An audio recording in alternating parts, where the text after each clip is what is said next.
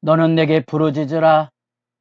내가 내게 응답하겠고 내가 알지 못하는 크고 은밀한 일을 내게 보이리라. 새벽을 깨우는 거룩한 기도자 여러분, 생명의 말씀을 힘입어 이 땅에 하나님의 나라를 이루어가며 살아가는 하늘 행복에 충만한 주의 백성들로 일어설 수 있기를 바랍니다. 오늘 우리가 읽어갈 하나님의 말씀은 예레미야 33장 1절에서 13절까지의 말씀으로서 32장 33장은 현실이라 그랬습니다. 33장 1절 예레미야가 아직 시위대 뜰에 갇혀 있을 때, 이때가 언제죠? 32장 시드기야 왕 열째 나라가 망하기 1년 전 이 하나님의 언약 앞에 서서 이제 새로운 하나님의 회복의 역사를 내다보게 하는 장면입니다. 포로로 끌려가야 되기 때문에 슬픈 일이죠. 아나돗의 땅을 상징처럼 사놓았지만 70년을 기다려야 됩니다. 눈물 골짜기를 지나야 되는 70년을 기다려야 되는데 그 가운데 이제 치료와 용서의 위대한 비전이 여기 1절로부터 13절까지 담겨져 있고 이 내용은 이제 30장 1절과 17절을 대조해서 읽으시면, 그래서 이런 학자들의 이런 문맥 연구가 말씀을 읽어가는데 놀라운 도움을 많이 주기도 합니다. 좀 여러분들에게 이게 어렵지만 학자들의 수많은 노고가 이곳에 담겨져 있습니다. 우리는 그 은혜를 함께 누리고 있는 거죠.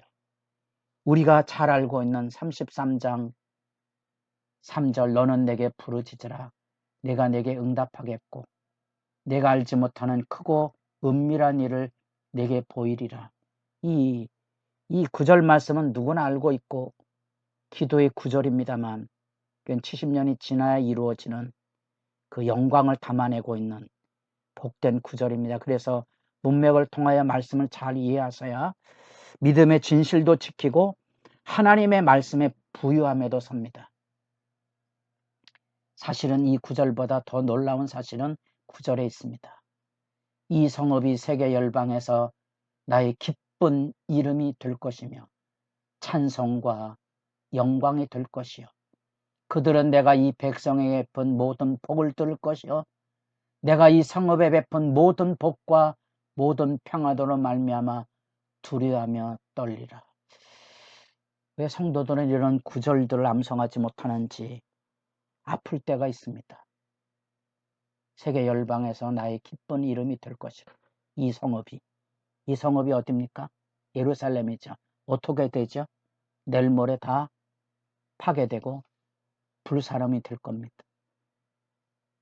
그런데 하나님의 영원한 언약이 있고 하나님의 영원한 계획 속에 하나님이 그 성읍을 기쁜 이름이 되고 찬송과 영광이 되고 복을 주셔서 모든 사람들이 하나님 베푼 이 복과 평안으로 말미암아 두렵고 떤다는 겁니다. 그게 믿음의 비전이고 사실입니다.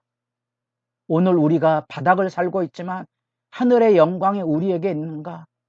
하늘의 영광이 있어야 우리가 이 세상의 어둠의 현실에 악당을 하지 않고 살아갈 수 있습니다. 여러분의 삶의 자리 안에 하나님의 이 은혜의 비전이 살아있어야 묵묵히 하나님의 나라를 건설해가는 거룩한 역사의 유대와 사랑을 이어가는 겁니다. 시위대 뜰에 서 있습니다. 바벨론 포로로 끌려갈 겁니다. 짐승처럼 끌려갈 겁니다. 약속의 땅이니 여호와 이름이 두신 성전이니 이런 것들은 이제 다 옛 이야기가 될 거고요. 하나님이 어떻게 그럴 수 있을까 하는 절망의 나락에 떨어질 수밖에 없습니다. 그래서 하나님의 말씀을 들었어야 됩니다. 예레미야의 말이라도 들어야 됩니다. 포로로 끌려가자. 우리의 죄악으로 인하여 우리가 이방을 섬기고 우상 숭배로 인하여 무너질 수밖에 없었던 사실을 정직하게 인정하고 하나님 앞에 징벌을 받아가며 징계를 통하여 눈물의 새날을 기다리자 그거지요. 그 하나님의 분노의 역사, 하나님께서 진노하고 분노하고 불사르는 그 역사 앞에 하나님의 구원이 있다는 겁니다. 그 하나님의 이야기라고 있는 겁니다. 2절에 이를 행하시는 여호와, 그것을 만들며 성취하시는 여호와, 그의 이름을 여호와라 하는 이가 이와 같이 이르시도다. 너는 내게 부르짖으라. 뭘 부르짖습니까? 이 심판의 나라간에 자기가 걸어가는 길에 대한 이 하나님의 분노와 저주 앞에서, 재앙 앞에서 울부짖는 자의 기도입니다. 이게 열려질 거거든요. 새벽을 깨우는 거룩한 기도의 영광이 뭡니까? 회개의 소중한 하나님의 은총이 뭡니까? 용서가 있다는 것과 새 마음이 이루어지는 것과 새로운 희망이 새로워지는 거죠. 그게 구원입니다. 죄로부터 정결함을 입어 하나님 앞에 여기 4절 5절 이스라엘은 여호와께서 말씀하시니라. 5절 내가 나의 노여움과 분함으로 그들을 죽이고 그들의 시체로 이 성을 채우리라. 왜냐하면 그들의 모든 악행으로 말미암아 나의 얼굴을 가려.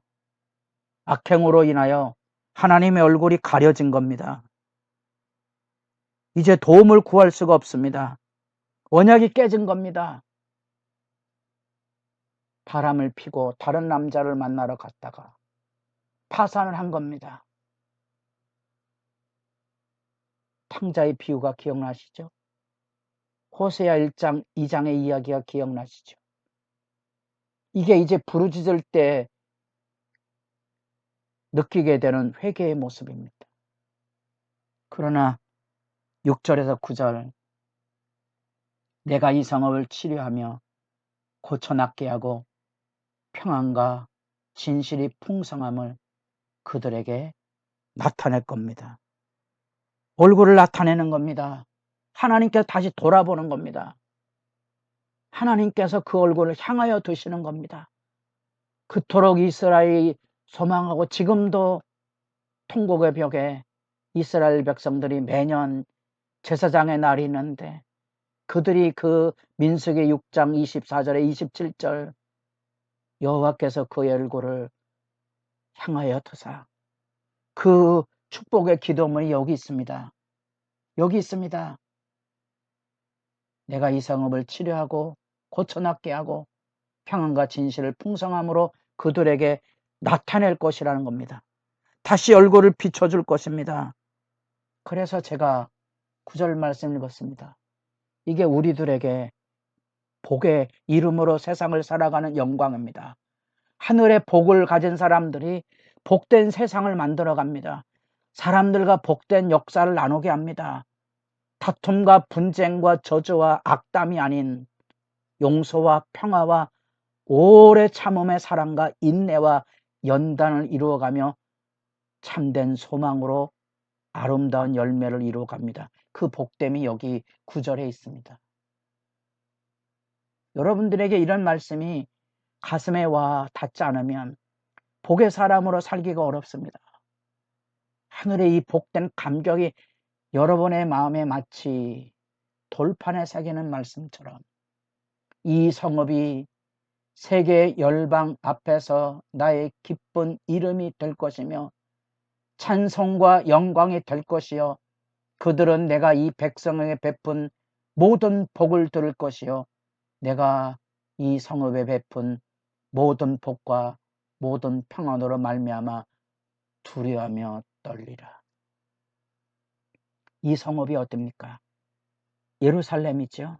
이 성읍이 어딥니까? 여러분의 교회입니까? 이 성읍이 여러분의 가정입니까? 우리는 이런 말씀을 통하여 우리는 눈물을 쏟게 되는 겁니다. 하나님, 느헤미야처럼 1장에 회개하고 내가 회개합니다. 내 얼굴을 봐서라도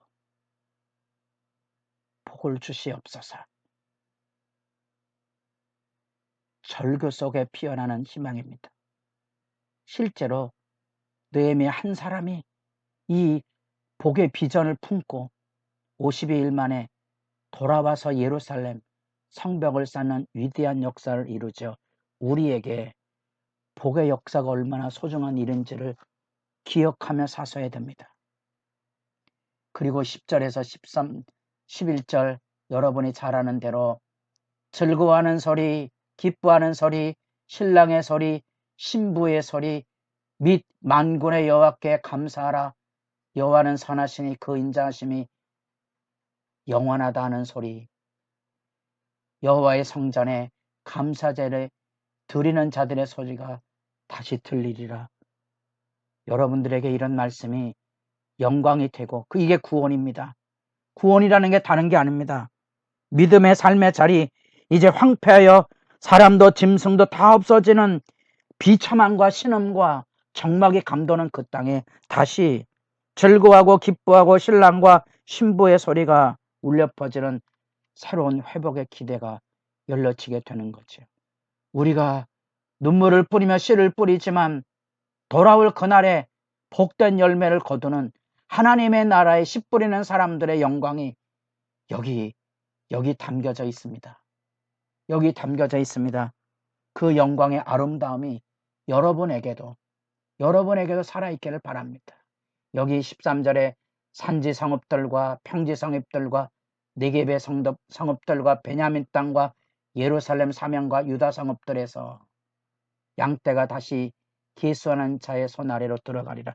이게 하나님의 복과 평안과 풍요의 비전입니다. 사실입니다. 그러나 그것은 70년의 세월을 견디게 하는 약속입니다. 여러분의 기도가 깊어져 가기를 바랍니다.